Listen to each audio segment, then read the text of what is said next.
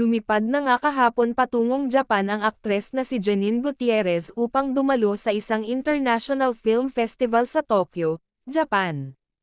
Kabilang si Janine sa mga Pilipinong aktor na naimbitahan upang irepresenta ang bansa sa prestihiyosong event na ito. Magiging bahagi siya ng pagdiriwang na nagtatampok ng iba't ibang pelikula mula sa iba't ibang bahagi ng mundo.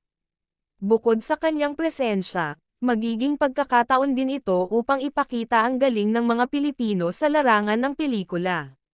Magsasagawa rin ng red carpet event ang film festival, at inaasahang dadalo si Janine dito suot ang isang eleganteng gown.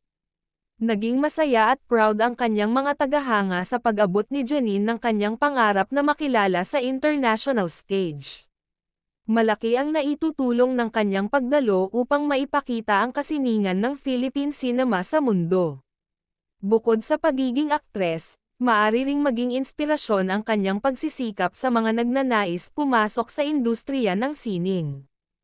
Pagkatapos ng film festival, inaasahang babalik si Janine na may baong karanasan at mga bagong kaalaman sa industriya.